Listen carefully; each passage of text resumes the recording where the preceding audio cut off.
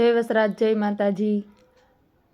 જ્યારે જુઓ ત્યારે ભગવાનનું નામ માના હોઠે રસાતું હોય। સાંજ સવાર વાર તહેવાર માં ભગવાનની ભક્તિ કરતી હોય। શું માને ભગવાન સાથે કંઈ ડિવાઇનર કનેક્શન હતું? વિશેષ પ્રીતિના કારણે એ આ બધું કરતી હતી? ના, મને નથી લાગતું। પૂજાપાઠ અને મન નૃત્ય પ્રવૃત્તિઓ અને રિવાજના એક ભાગ હતા। વધુમાં એક ડર સતાવતો કે જો એ સમયસર પૂજાપાઠ નહીં કરે તો પાપ ગણાય અને કશુંક અમંગળ ઘટે। એને પુરાવા પણ મળી રહેતા। ક્યારેક સાંજે બહાર ગઈ હોય, આવતાં આવતાં રાત પડી જાય અને દીવો ન થાય,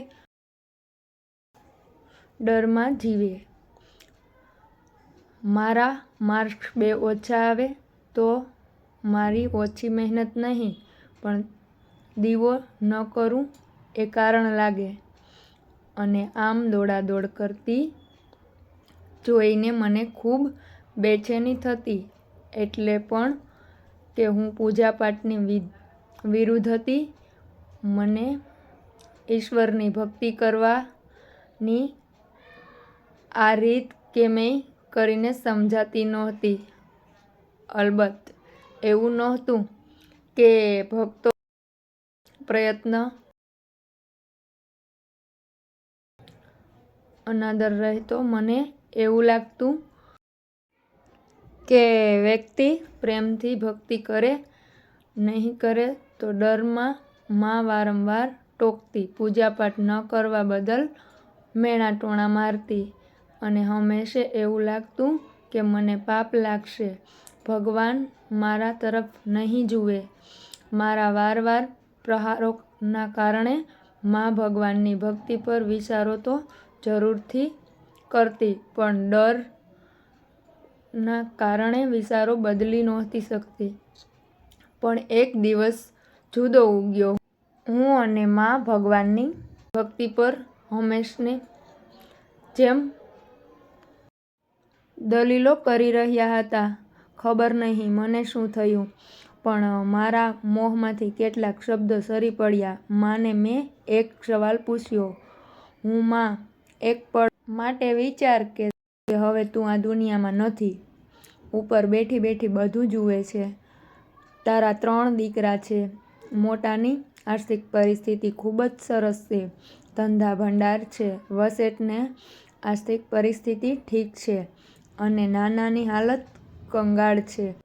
3ય સૈયા છોકરાવાળા છે। મોટો રોજ તારા ફોટા પર નવી ફૂલોની માળા ચડાવે, મોંઘા માન અગરબત્તી સળગાવે છે, શ્રાદ્ધ અને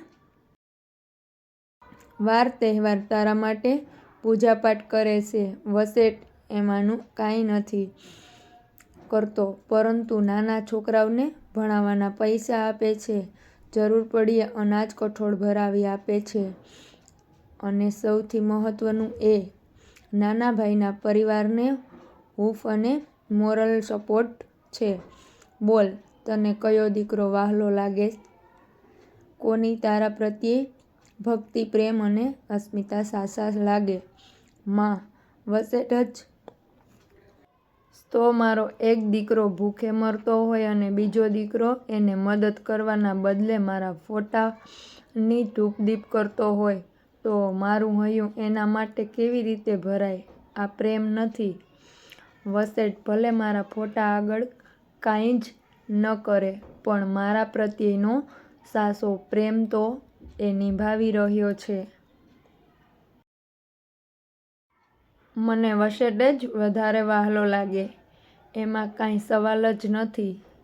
હું તો તું જ કહે કે આપણે ભગવાનના બાળકો છીએ, તો જ્યારે વિશ્વમાં ઘણા લોકો ભૂખ્યા હોય, દુઃખી હોય અને આપણે એની મદદ કરવાના બદલે ભગવાનના પૂજાપાઠમાં વ્યસ્ત હોઈએ તો ભગવાન રાજી થાય ખરો?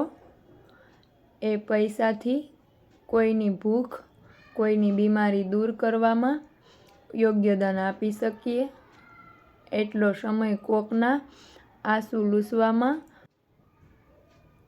કોકનું ભલું કરવામાં ન ગાળી શકીએ. તું જ કહે ભગવાન શેમાં રાજી થશે? સાચી ભક્તિ, અન્યની સેવા અને ઈશ્વરના પૂજાપાઠ. પહેલીવાર મેં માને આટલી સ્તબ્ધ જોઈ અને એમ તો સંન્યાસની સ્ટુડન્ટ હતી, પણ રિવાજોની આટીઘૂટીમાં ક્યાંક ફસાઈ ગયેલી આજે ગૂંચ ઉકલી ગઈ. માએ ભગવાનની પૂજાપાઠ છોડી દીધા અને સાચી ભક્તિના રાહ પર કદમ માંડ્યા. 2-3 અઠવાડિયામાં મેં માની અંદર ધરખમ ફેરફાર જોયો. સાચે માં મુક્ત થઈ ગઈ હતી. સાચી ભક્તિનો આનંદ એના ચહેરા અને અંતર પર છટાઈ ગયેલો. જીવનની સાર્થકતા શેમાં છે હવે તેને ખબર પડી હતી.